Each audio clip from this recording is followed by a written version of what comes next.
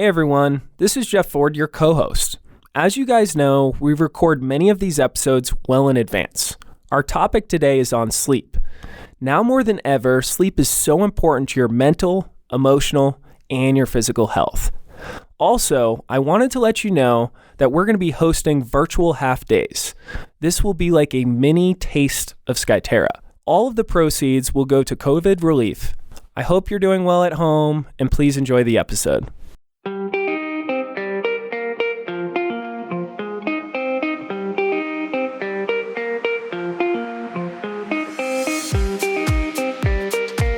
Welcome to the Inspired Intentions podcast with Skyterra Wellness. If you've been too busy and not taking care of yourself, it's time to reset habits and plunge into your new normal. I'm your host, Jeff Ford, and I'm here today with my co-host, Rachael Colasino. Hi, Jeff. Hey, how's it going? It's going pretty good. Yeah? I think we should tell our listeners what the setting is right now. I think the lights are off. The lights are off. It is dark, completely dark. It's in the podcast room. In the podcast bat cave. Yep. Alan wouldn't let us do this one with the lights on. That executive producer, he's always on us. Tells us what to do. Yep. It's helpful. I'm really excited about this topic, which is the topic of sound sleep. Yeah. So the lights being off actually makes sense. It does make sense. Yeah. There's a reason for it. Mm-hmm.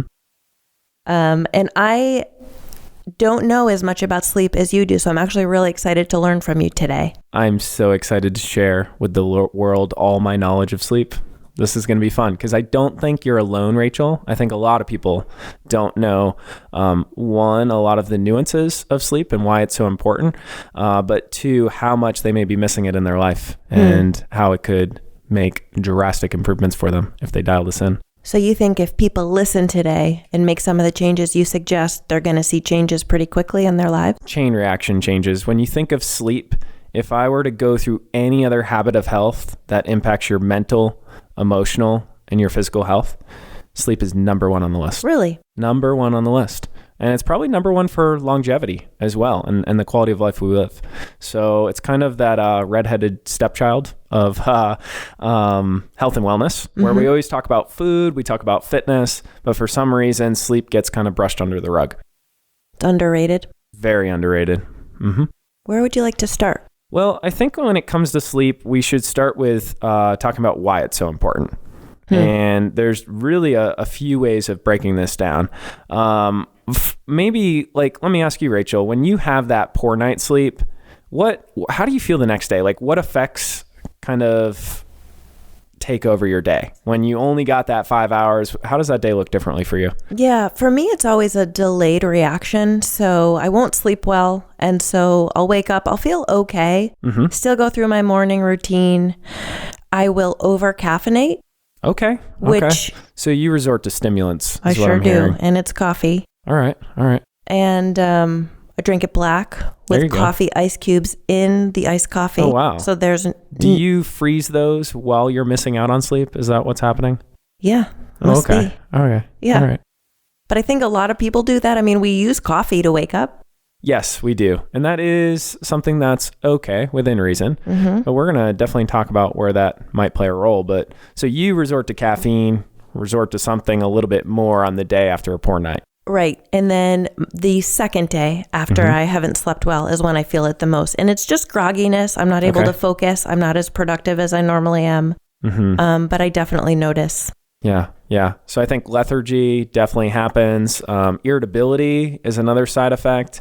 That ability to focus like you're speaking to. And then even we want to talk about today, like how it may impact cravings and differences on our hunger and our appetite. Because when we miss sleep, when we have that poor night, the symptoms that we experience on those preceding days and even the day after, it's tried and true with what is actually happening physiologically in the body. So it's pretty wild. There's a reason we can't think straight after we sleep. Really? Isn't that ironic? Would you say everything's connected then? It is all connected. So you want to start talking about maybe those top three physiological let's problems? do that.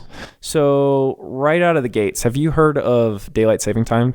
I have. Heard of that? Yeah. So in spring, what happens? Do we gain an hour or lose an hour?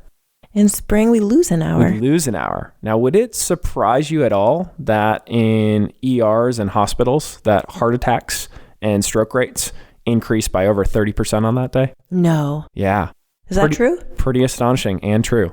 And then in fall, when we fall back, would it surprise you that heart attack rates, stroke, CVD incidences, cardiovascular disease, they actually decrease on that day?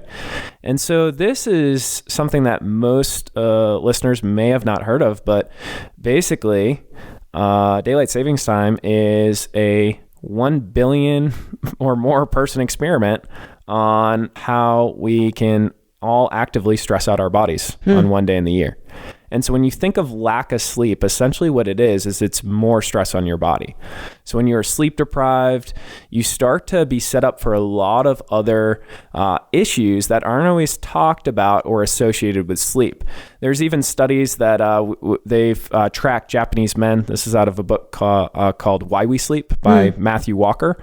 And they track, it was a longitudinal study where there were about 4,000 people being tracked. And what they were looking at is would sleep rates, the hours that these individuals were sleeping, whether they were in that 5 to 6 hours or that 7.5 plus, closer to that 8-hour mark, would that, when controlling for tobacco use, food, physical activity, would that actually make a difference on their longevity and incidence of heart attack?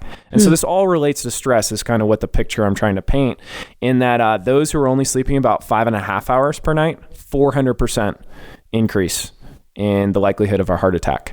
400%? 400%. And that's when controlling for all the other major health factors. And that's what's interesting about sleep studies is most of them are really controlling for those variables that may actually impact, cardiovascular disease and these heart attack incidences. But we don't really realize that, if you're getting less than 6 hours of sleep a night, then you're running kind of on empty from a standpoint of this is impacting your body and specifically your cardiovascular system. I think too, are you saying that sleep studies are almost a pure testing environment for, if they're able to eliminate everything else that might contribute to poor health in the future, that's got to be pretty powerful. It is really powerful. And it just really paints the picture that when controlling for these other variables, which we know are still important, there are still issues with those individuals.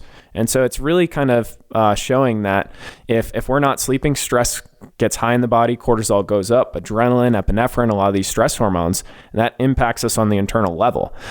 Sleep is one of those things you cannot make up. It does not exist.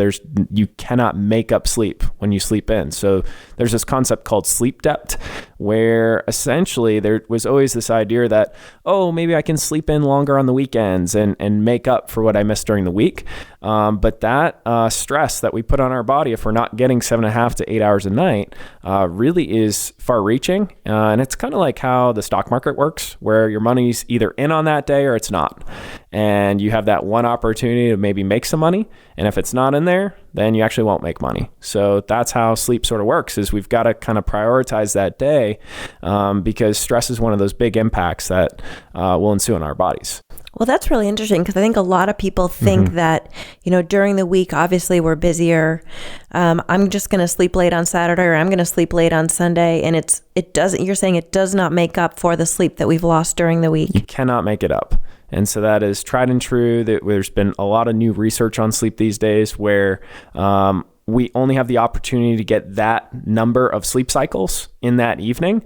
And so when you think of the evening time and really why those 7 to 9 hours, and that is what we're recommending, that's based off the National Sleep Foundation, between 7 and 9 hours is what you want to shoot for. 7 and 9 hours. Yeah, right in that ballpark.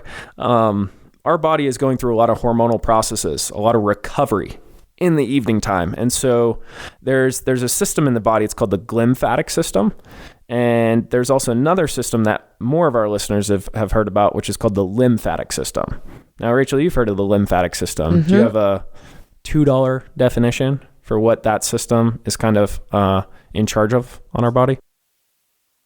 I don't. You don't? It's okay. That's why I'm here, and that's why we're co-hosts. Yeah, so the lymphatic system is kind of like your cellular waste system. It's the drainage system in your body. So it works on your tendons, your ligaments, everything. So organs, a lot of the different parts of the body.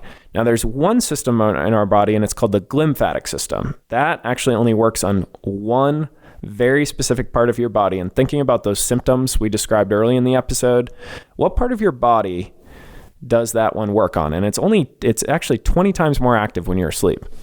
Any guesses? Is it your brain? It is your brain. Wow. Look at that, listeners.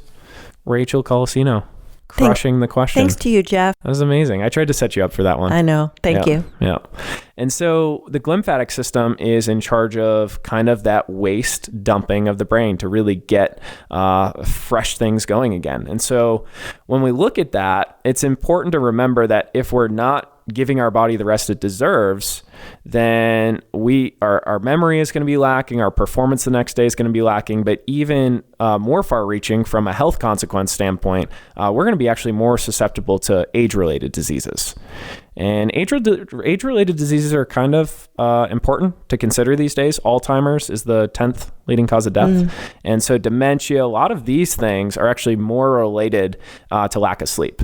So that is another kind of harmful effect that is worth noting.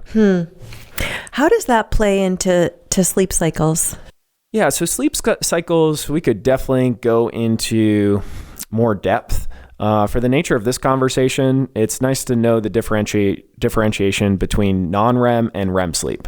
So everyone kind of prioritizes REM and they're like, oh, I better get my REM sleep. Even your Fitbit watch these days or these other watches are, trying to track your sleep. And the accuracy isn't necessarily there. And it's not necessarily specifically telling you which stages of sleep you're getting the most of. But the first thing to remember is that a sleep cycle is about 90 minutes in length, and that's not it. That actually changes throughout the night. So it changes in regards to how long you're spending in non-REM and REM. So most people don't know this. As you start to sleep longer and longer, then part of that sleep cycle, you tend to have more REM, which is rapid eye movement. Rapid eye movement, the best way of understanding what section I'm in a sleep cycle is when you're dreaming. That's going to be more of that REM sleep. Non-REM is actually really important for memory. So if you were to read something the night before, you would really remember some of that because of non-REM sleep if you're giving your body within that 7 to 9 hours. So that's a nice way of just breaking up what a cycle would look like. And there are different stages of non-REM, each kind of serving a different purpose, whether it is for the memory side of things or something else. Okay. Yeah. Are you aiming for a certain number of sleep cycles? Is that why the 7 to 9 hours? Yeah, and it's why we'll even go to 7.5. So if you think 7.5, that could be about 5 cycles for that evening if we're working in 90 minutes. So yeah, I mean, we don't want to, it's okay if you wake up in the middle of a cycle, but ideally this is why you don't want to hit snooze on your alarm clock, because you'll actually go right back in trying to get, through non-REM into REM, and you're kind of starting the process over again. And that's what can actually lead to people being more tired and more lethargic when they're kind of pushing their body in and out. It's like one of those nights where you're waking up very frequently throughout the night, and it tends to even have you more tired the next day, regardless of if you still got that 7 hours, And we've talked before, I think in our the importance of having a good morning routine episode, we talked about how you, yes, use your phone as an alarm clock, but yes, have it on the other side of the room, and you don't hit snooze. So you're up and out of bed when your alarm clock goes off. That's a great strategy, finding some practical way where you're going to just wake up right away and you're not going to be kind of succumbing into wanting to stay in bed. One other thing I want to share, just from we've hit a lot of the health scene, and I think one that might be important for our listeners is insulin. And so insulin is a hormone that's secreted from our pancreas. It helps our body control blood sugars. And so say someone's going after a like fat loss outcome or a weight loss outcome. if you're not getting within this ballpark range of sleep, you're already secreting higher levels of insulin throughout your day. And so when we think of this hormone, it's really important to understand that when we're having to secrete more insulin, it's making our body work harder. So essentially, our body gets less effective at using energy. And if I'm chronically sleep deprived, there is usually very much an association with the potential increases in blood sugars to where someone might then become type 2 diabetic. Now, some of the research around this will actually show, based off when individuals' circadian rhythms get tripped up, night shift workers. So, Jeff, what's a circadian rhythm? Okay, so let's back up to circadian rhythm. And then we'll give you the nice science on the night shift workers. So circadian rhythm is basically the way we were supposed to live in conjunction with the sun. So throughout your life, your circadian rhythms are actually changing. This is why in high schools these days, they're pitching for a later start time, which is interesting. I don't think it's all based off kind of this reasoning, but when you're a teenager, your circadian rhythm is actually quite a bit different than when you're an adult. It's actually still kind of developing. And what that means is that typically why teenagers don't want to go to sleep at night is because they're really wired at that time in the evening. So when we think of the circadian rhythm, it starts to normalize, after the age of 25 about. But a circadian rhythm can be different for a few of us. We could go into depths of where someone's more of an owl and someone's more of a lark. But essentially, it's really that stretch that you're going to be awake in rhythm to when certain things are going to fire in the body. And one thing specifically is that melatonin release. So what we want to make sure of is if we're working in line with the sun, our bodies are sleeping and waking when we were naturally supposed to, then that melatonin is going to fire at the right time where we're going to get sleepy and we're going to start to go to sleep. However, if that circadian is tripped up, then you might have a higher core body temperature in the middle of the night, or your melatonin might not be firing at the right time, or your body might not be producing as much of it. Yeah. So there's a lot to it. There really is. I know you're going to talk about the study with the night shift workers. I have worked in the past in nursing home environment, which requires 24/7 staffing. And the 11 p.m. to 7 a.m. shift workers who worked that on a consistent basis were always more likely to call out for illness-related reasons. Yeah, like even the immune system was compromised. Yeah. Do you know it's not flu shot season right now? However, do you know the 5 days before your flu shot and your sleep quality is really important for your body to actually produce antibodies? So if you only get 4 or 5 hours of sleep, the 5 days preceding a flu shot, you'll only develop 50% of the antibodies. Versus if you got that 8 or 9 hours, you'll actually get a lot more of that working in your body. So there's some interesting kind of play with how your immune system is so much stronger when you're giving your body the rest it deserves. So 5 days before you're scheduled for a flu shot, make sure you're getting 7.5, 8, get that sleep. 9 hours. Be specific with it. Even say if you got an operation coming up, it's really important to get that body ready. You would see lower white cell blood counts most likely in someone who's sleep deprived. So that's kind of a nice indicator to recognize that our immune system, it's like we've talked about so many systems of the body, is impacted by whether you are resting. Yeah. So night shift workers. Yeah. Punchline. Did you know that if you're a doctor or a nurse who works the night shift, you've got, over a 30 or 40% increase likelihood of getting type 2 diabetes? Really? And it's all based off messing with that circadian rhythm. Because like we were referring to earlier, our body starts to over secrete insulin. And then we have difficulty managing blood sugars. And that is kind of the biggest relationship that's important because insulin's kind of that master hormone. It allows a lot of the other hormones to kind of do their job effectively. Deep, huh? That is deep. Do you want to get into some of the problems? I do. As far as some action steps to those problems that may be getting in the way? I do. I just want to pause for a second, though, because if you're thinking about doctors and nurses who work in a healthcare environment, and I understand again that we need those 24/7 staff, especially in a hospital type of situation. But is it better for someone to stay consistently on an overnight shift? Does that get your body more used to those rhythms, or should you try to cycle off the shift as much as possible? I think that's a difficult question. One, we want those individuals to be helping us out at those times for sure. However, the human body was not designed to be awake when the sun was down. And sadly, you could stay and be consistent with that rhythm. I think it makes sense if that's the world that's your occupation, that's where you have to be. However, the likelihood of the impact that's going to have on your health, it can actually even impact breast cancer. Really? Where in nurses, there's who work the night shift, there's higher rates and incidence rates. So sadly, night shift work is kind of not great for many diseases. Yeah, it's tough. Yeah. Sun exposure. Yeah, so let's talk about the three big problems. There's three problems out there. One, people are overexposed to artificial light. Two, they're not getting outside. So that's where your question about sunlight exposure comes in. And then three, we are working and asking way too much of our bodies. And this is why, I find this funny. Do you ever hear someone brag to you about how much sleep they're getting? Like, does anyone ever come up to you and they're like, oh my gosh, I'm getting 10 hours of sleep every night?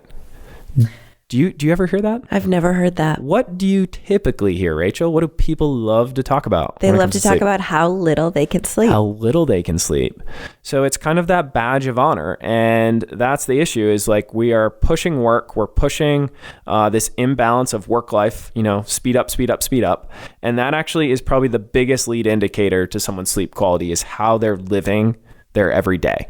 And so that's going to be clear as we get into some of these strategies today, don't think you can just do one thing that will instantly get you sleeping better. A lot of it reverts back to we've got to get that circadian rhythm back going so you can kind of reset that body and make sure that you are really getting the timing down. That's super important. So you want to start with the big problem? Let's go to sunlight exposure. That's what you were most interested in to start with. Have you ever gone to the beach like all day or been on a boat like all day? I sure have. Yeah. How did you sleep that night? I slept great. Did you? Yeah. So do you know there's actually science behind this of why you slept so good? Really? Yeah. So first things first, the average office worker these days only gets about 15 minutes of direct sunlight exposure. So we wonder why we have mental health issues. Yeah, especially during the winter too, right? Especially during the winter. So like seasonal affective disorder. This has a huge relationship with being in a circadian rhythm and then also sunlight exposure. So the sun works really interestingly where the sunlight actually communicates with what's called your hypothalamus. Kind of the master gland is a nickname for it. The hypothalamus then, let me make sure I'm getting this right. Yes, the hypothalamus then secretes serotonin. And you've heard of serotonin. Serotonin is like that neurotransmitter. It's that feel good. Yep. And then serotonin talks to the pineal gland. And this is kind of going off that example of you've been at the beach all day. This is what your body's doing. Sunlight, hypothalamus, serotonin, and now we're at the pineal gland because you're getting a lot of that healthy sunlight. So the pineal gland produces what? Melatonin. Yeah. And so basically how we're living in the day, if we're not getting direct sunlight exposure, then we are literally not banking that melatonin to release at the right time in the evening. And so that's why sunlight exposure as early in the day as you can get it is a good thing to think about. We recommend trying to get at least 30 minutes. At least 30 minutes, trying to build to an hour of sunlight exposure. And your next question might be, what if it's cloudy out? It's still going to actually be beneficial for your sleep. Sure. And for that production. Did that answer your question about sunlight exposure? Yeah, it did. I mean, but again, back, we started talking about daylight savings time. During the winter, I mean, we're coming out of the winter, but during the winter, it can be difficult because sometimes the sun doesn't rise until 7. Yep. Even after 7. Yeah. Sun sets, during late December, it can set 4:30, 4:20. But that's still plenty of time for people to get outside. Is that what you're saying? Yeah, that time of year, you got to really think like we are now keyboard warriors these days. And so we don't really realize the impact this is having. So you could do something like getting outside at your lunch break for 30 minutes. I know it gets cold. I know the environment you might be living in gets hot. Just getting outdoors for even 15 minutes at a time, a couple days a week. Within that day, we want to do this every day, but a couple times within that day is definitely still doable. What about, have you seen those light bulbs that mimic sunlight? Yes. Are those effective? Yeah, so the research is anecdotal right now. I actually haven't looked into it to the degree that I need to, but most of these sleep studies and sleep books are not recommending that you can just replace sunlight with a special sunlight optics lamp on your desk necessarily, but I don't think it hurts. I don't think it's harmful. It's at least a step in the right direction. Yeah. So thinking about light, you mentioned artificial light. Are you talking about light from fluorescent light bulbs in offices, as well as the amount of time that we spend looking at computer screens on our phones? I think I'm more concerned with the latter. However, both are important to consider, specifically when the sun goes down. So how many years have we been living with this amount of light and this amount of technology? Not very long. Not very long when you think about it. So it's 2020 now. Maybe the 1900s, 1915, 1920, right around there is when lights and cities started to become commercialized. And this is kind of an issue when you think about it, is we've only been living with light for maybe 100 years. And at the pace we have it now, what it's doing is it's triggering a lot of dopamine to be released. So dopamine, the nickname for this neurotransmitter, is alertness. So anytime we're engaging in lots of technology, lots of light in the evening time, once the sun has gone down, you are basically telling your body that it should be awake. And so that can make it really difficult to get to sleep. I've had folks come to our sleep course and they are reading their tablets for 3 to 4 hours prior to bed, and they are explaining that they can't sleep. That's kind of a nice little lead indicator to start to kind of peel away that technology. So yeah, it is a big problem. How do you fix that? So I think you have to stay realistic with it. Everybody likes television programs. Do you like television programs, Rachel? I do. What's your favorite? I've been watching 90 Day Fiancé. If we're going to talk about trashy TV, which we should. I think our executive producer watches like so many different trashy TV shows. I heard he likes the Kardashians. Does he? Does he really? Yeah. Oh yeah, I saw him actually checking his Instagram a second ago. I think he only follows the Kardashians on Instagram. I'm pretty sure. That's wild. As long as they're drinking a caramel latte, right? Oh man. Well, yeah. So as far as television programs go, putting on like some blue light blocking glasses, and being realistic about it. So a brand we like is Swannies. There's actually even most optometrists these days have the ability to build in blue light blocking lenses to individuals' glasses. So just a small step like that, I think, is super awesome. I see definitely an anecdotal difference between my sleep quality when I'm wearing the glasses prior to bed, watching a couple of TV shows. Sure. But still, if you're doing 4 to 5 hours of technology use and you're really close to that blue light, you're going to be running into a bit of trouble regardless. What about turning out lights in your home? I think that's a nice small step, and it will probably save your energy bill. Oh, look at that. Yeah, so it's a win-win. Win-win for sure. Anything you can do, like you just want to kind of set the stage that it is time for your body to slow down. It is time for your body to go to sleep. And technology is kind of that thing that we've all done this, where we've been on that cell phone, we've been on it, and we thought we were going to only be there for 5 minutes, and we ended being there for 15 to 20 minutes. And that there is that response that is internally impacting us, so it makes it very difficult to kind of turn off and unwind that brain. Yeah, absolutely. What about this idea of us, working more, that not sleeping is a badge of honor? We've talked before, as I mentioned, the importance of a morning routine. Would you recommend, or do you follow an evening routine based on the clock so that you make sure that you're getting your number of hours of sleep every night? Yeah, I think it's a nice question to consider. We live in a boundaryless world. What you accept, your body will tolerate. And if you accept answering your phone, if you accept staying glued into your work, if you accept handling other people's responsibilities or other people's emergencies or priorities, then you're going to run into a little bit of trouble, specifically in the evening time. And what I like to kind of remind folks of to kind of create this boundary is that you have to have a transition time from work to home. And every single day isn't going to necessarily be perfect. There may be weeks when you're working more, but the average American these days, 20% of Americans are literally working 10 plus hours or more these days. And it is kind of a problem because we're asking so much of our bodies. And if we're thinking about that evening time, really those 2 hours prior to when you're aiming to go to sleep, you should be really clear with what you want out of those 2 hours. So if you've got a relationship, one of those relationships that really riles you up, you probably don't need to be calling that person at that point in time.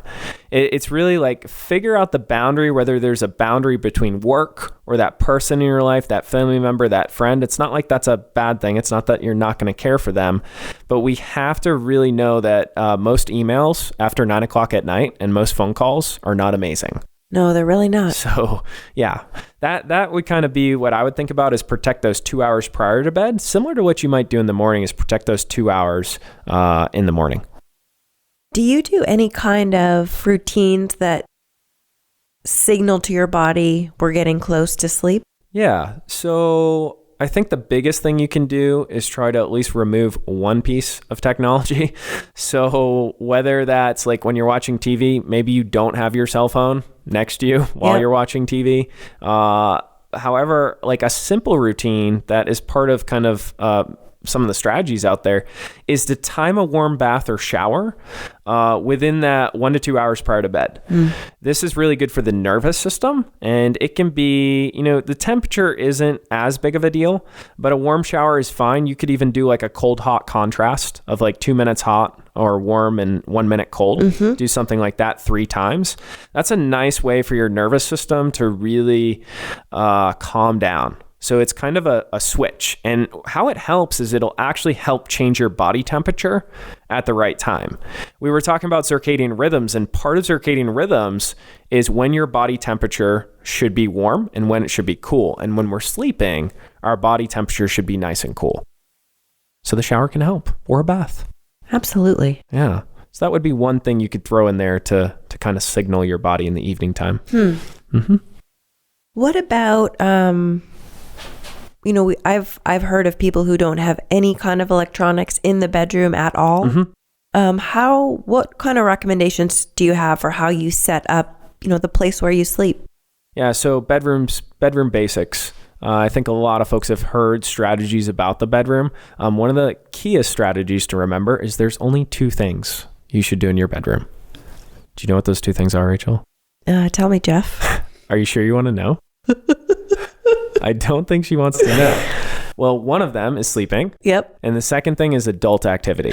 Yeah. So you want to make sure that your bedroom is really set up for like the only things you're going to do in mind. If you have a desk in your bedroom and everything's cluttered and everything's kind of a mess, you're not signaling to your body that, hey, this is a sanctuary. This is where I calm down. This is where I get to replenish and get that lymphatic drainage that I'm wanting. So really, you've heard blackout curtains before. We want to make sure our room, and a nice little trick, and we can basically tell that this room isn't dark enough because I can see my hand as I wave it in front of me. So waving your hand in front of you is a good way. If you can see your hand in your bedroom, then your bedroom is not dark enough. So that's a nice little trick for listeners.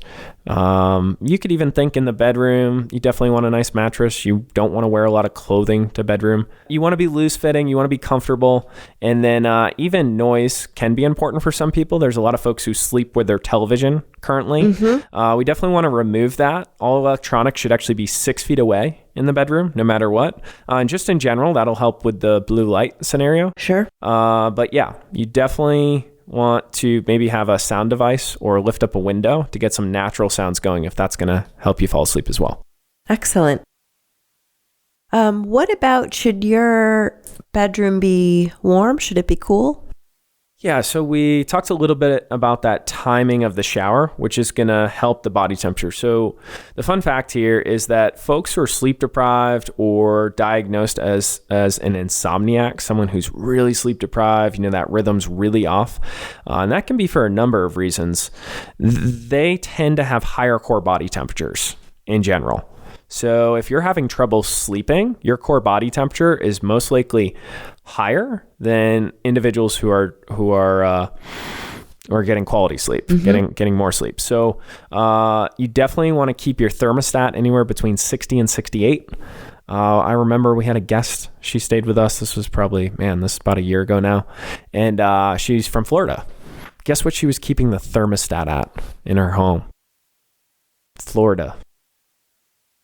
62. 62. She was struggling with sleep though, Rachel. 80. 82. 82. Yeah. And so that's kind of a problem. We were going through some of these strategies, and that's a big no-no. I definitely know you want to save your energy bill a little bit. However, getting 68 or less, nice and low is definitely a good route to take.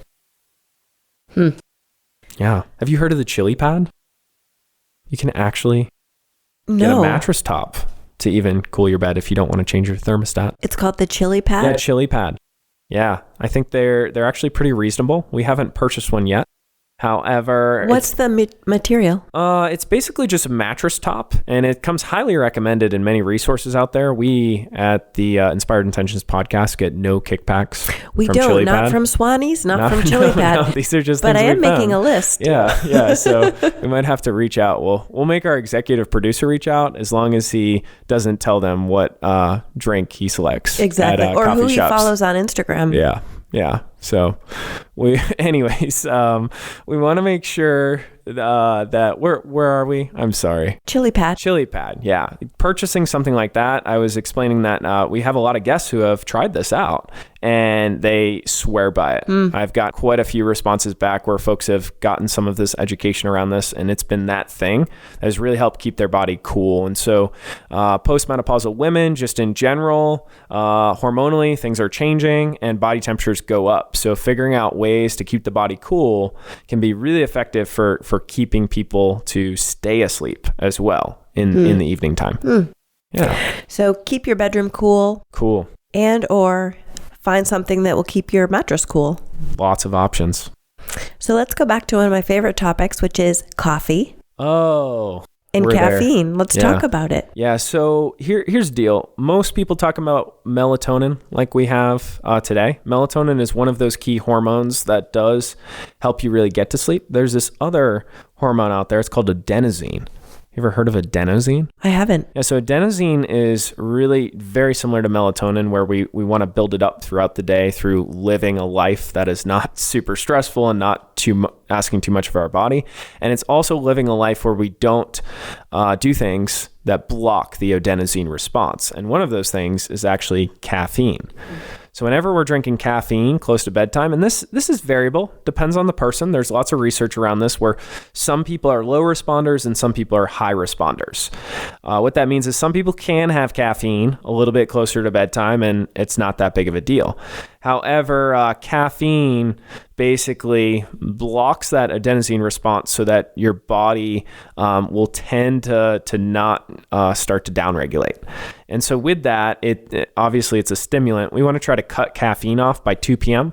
Whether you're a Red Bull drinker or a regular coffee drinker, just trying to keep it before 2 p.m. is a good call. There's many other ways of doing this where you could even cycle coffee. So you could do 3 days of caffeine, 2 days without. Have you done that? I have not, because I really like coffee. Same. Yeah. There's even another strategy. Have you heard of this one? Drink coffee for 2 months straight and then take a month off. Wow. Yeah. And so different ways of playing it, that if you're someone who's really struggling with sleep, I would start to kind of go through this checklist today and see where you start, but don't discount those first big 3 that we spoke about, because those are kind of the lead indicators. Is to be able to have that key boundary around bedtime is crucial. And the main 3 are sun exposure. Yes. Screen time. Yep. And the amount of hours that you're sleeping every night. The amount of hours you're working every day. Oh, you're working. Problem. So yeah, artificial light, the sunlight, and those work hours. But yeah, we definitely want to make sure we fall within the 7 to 9 hours as far as sleep goes. Those are some good ones. Those are the biggest problems, but there are a few more strategies. Let's talk about them. Let's do it. One of our favorite topics, which is exercise and movement. Yes. Yeah, so timing.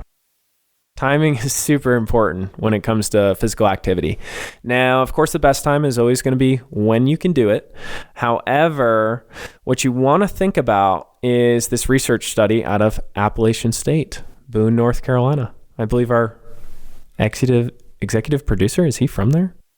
He's the most famous person from Boone. Yeah.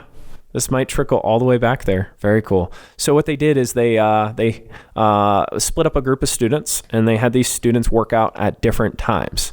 And then what they did with these students is they hooked up sleep monitors and sleep machines to them while they were sleeping, so they could record brain waves. And basically there were 3 different workout times. There was the 7 a.m. group, 1 p.m. in the afternoon group, and then the 7 p.m. group.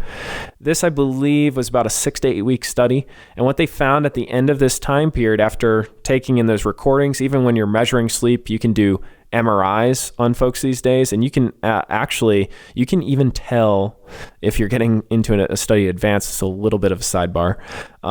You can tell what people are dreaming about, whether it's a person, whether it's a car. You can actually tell what people are dreaming about now. It's getting that in depth. That's crazy. You can't tell who they were thinking about, though.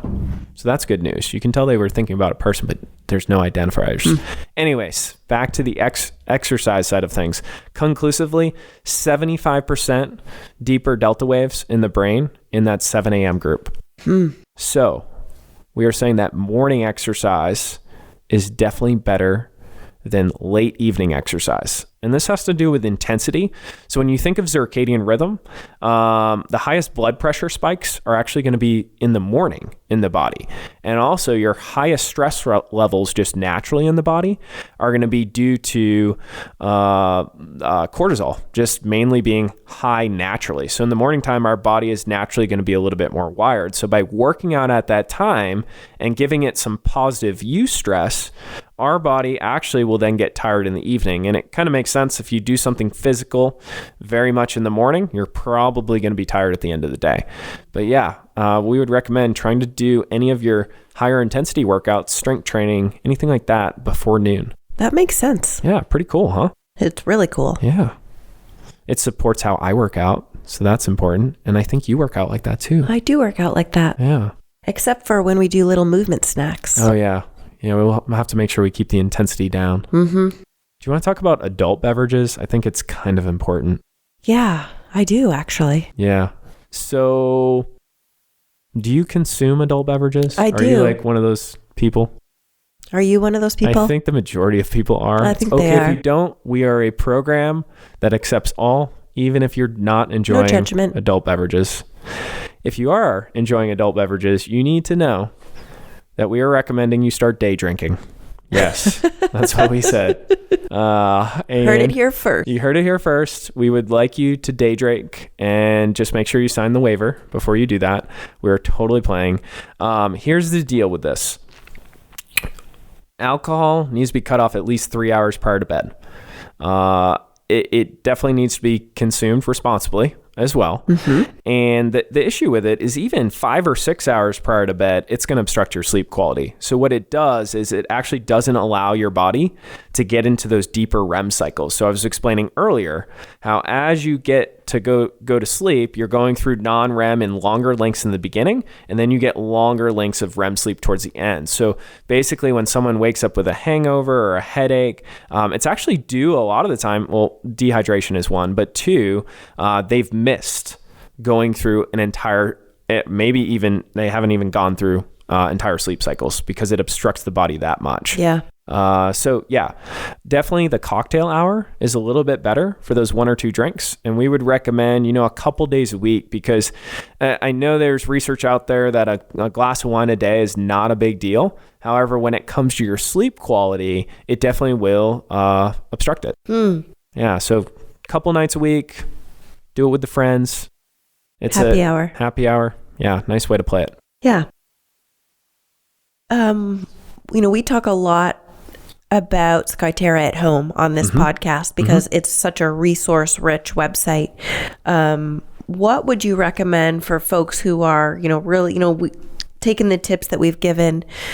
What kind of routines would you recommend they look for on Skyterra at home? To help with sleep? To help with sleep. Yeah. So any of the meditations, any of the breath work, any of the connect practices, doing that kind of stuff prior to sleep and putting it in that 2-hour window, like we were explaining, is a nice way of getting disconnected from technology and then tapping into that parasympathetic system. So when we think of the nervous system, sympathetic, flight or fight, parasympathetic, rest and relax, breath work and any of these quick videos that we have could get you into that state so that you can sleep a little bit better in the evening. So yeah, take 5 to 10 minutes. Some of those routines are quick.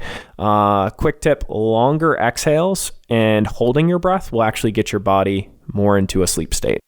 Yeah, there's a lot to that though. We might need to do sleep part 2 one day. I think we should. Yeah. You've given us a lot today, Jeff. This has been really great. You're welcome, Rachel. I'm a little sleepy. Are you sleepy? I think maybe part 2 we'll put the lights on because we definitely have not been triggering dopamine this entire episode. I feel like we're starting to get that melatonin response. Yeah. The timing's there. Maybe we should go so we can go take a nap. Let's do it. Thank you so much, Jeff. You're so welcome. The Inspired Intentions podcast is a production of Skyterra Wellness. Special thanks to Alan Broyhill, our executive producer. Send us your questions and comments to inspiredintentions@skyterrawellness.com. Rate and review us. Give us 5 stars on iTunes and everywhere podcasts can be found. And if you aren't going to give us a 5-star review, just keep it to yourself. Just sleep on it. Yes. Sleep on it. See what I did there? That was good. That was good. I surprised myself. Join us next week as we cut through the unrealistic noise on diets and fitness and show you how healthy living fits seamlessly into your already busy life. Thank you, Jeff. You're welcome, Rachel.